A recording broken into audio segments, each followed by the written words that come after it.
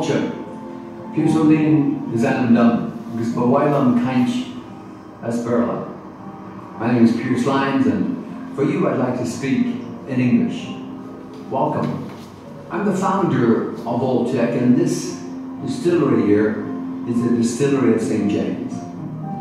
Right now, you're in an area known as the Liberties part of Dublin. It has a wonderful history, a history of religion, booming industry, and was always a community of inventors and artists and entrepreneurs.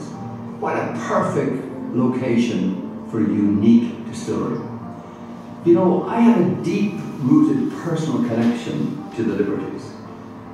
On one hand, I come from a family of coopers. My grandfather, my great-grandfather, they all lived, worked, and were buried here. I'm also a brewer, a distiller.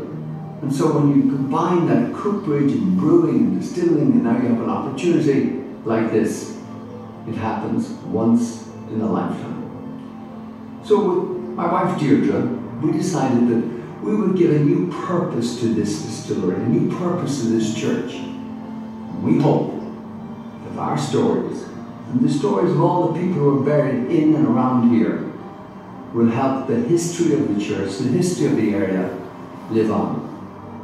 Let's go inside. Welcome inside the Pearse Lyons Distillery, a special place drenched in history, filled with memorable characters, and born from blood. Like many great stories, it begins with a murder. Not here, but in Canterbury Cathedral in England, during a bitterly cold December in 1170. On a dark night, 4 men with darker intentions entered the cathedral, and on finding the Archbishop, Thomas Becket, killed him. The blame for this horrific act was placed on Thomas Becket's one-time friend, and now King of England, Henry II.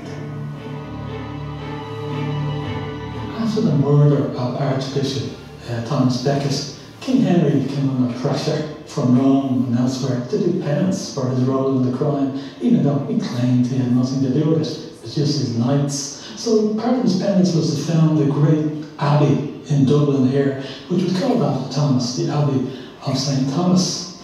And St. James's Church here, from the early days, was attached to the Abbey of St. Thomas. The church was named after St. James the Greater, a legendary figure who inspired one of the most famous medieval pilgrimages in the world, El Camino de Santiago de Compostela, with millions starting the journey from these Irish shores. As you take your tour, look for the scallop shell, an important symbol of St. James. The church has since had a long and turbulent history, a reflection perhaps of Ireland's own story. Nothing tells that story better than the church's graveyard, through which you will pass. A team of archaeologists have been studying that site. St. James's Church is an amazing site, and incredible archaeology has been uncovered, which gives us a great insight into what life would have been like in Dublin during the 16th, 17th, 18th century, and even during medieval times. We have uncovered over 200 intact burials, and the same again, disarticulated bones. We've also found a gold Spanish colonial 17th century 2 escudo coin. This was minted in South America, in Colombia, in the Bogota mints. It's unknown where this came from, but it's nice the association with Spain and St. James. But perhaps it was a wealthy parishioner who was involved in piracy. We don't know. The records indicate that there are over 100,000 burials at St. James's graveyard, so it's pretty full. In restoring the graveyard, Dr. Lyons discovered he had many personal connections to this site. Frankly, connections I really never realized I had. My first memory as a child, I was 4 years old, and I was brought to a funeral, and I saw this man laid out, turned out to be my grandfather, John Hubert Lyons. Little did I know that he was then being brought right here to be buried. When we started to get into the renovation, we found that not only was he buried here, but my great-grandfather was buried here, and 4 of my great-uncles are buried here. In fact, in total, 9 of my relatives are buried in the churchyard. Modern times haven't been so kind to this beautiful building, though. it had fallen into disrepair after being closed in the 1960s. It had also lost its iconic spire. The top 30 feet had to be removed after being struck by lightning. The church was now reduced to a shadow of its former glory. After acquiring the church in 2013, Dr. and Mrs. Lyons set about restoring it, including a bold and modern take on that spire. We made several renders of different kinds of spires, copper, slate, stone.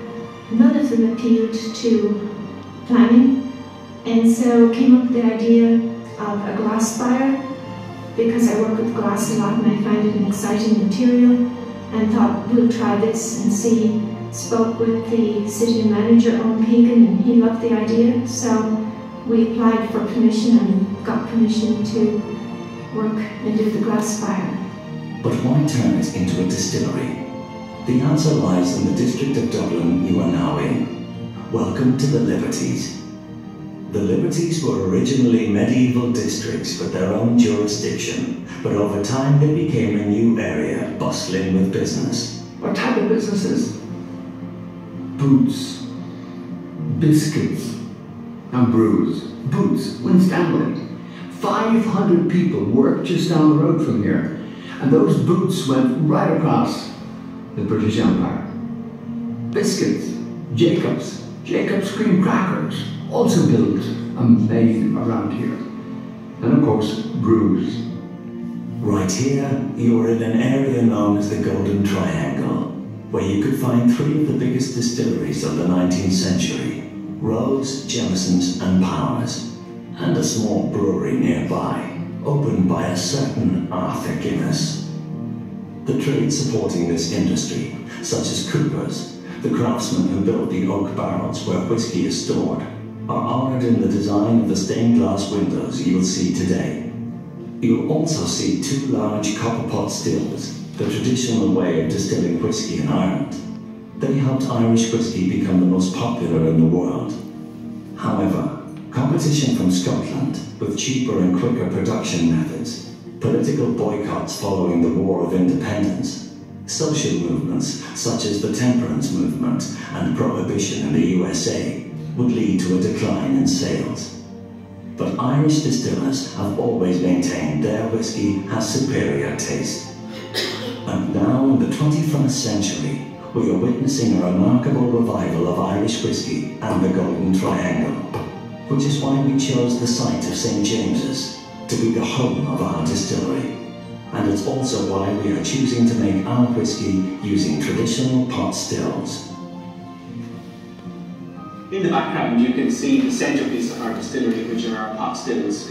These are very special to us. They were manufactured in Kentucky, in the US, and they are a unique design for us. There's a lovely lamp glass finish on the wash still on the left, and on the spirit still we have rectification plates. So this gives us a very special flavour and a unique profile for the whiskey that we're making here. These stills have caused us quite a bit of trouble in getting them into the church.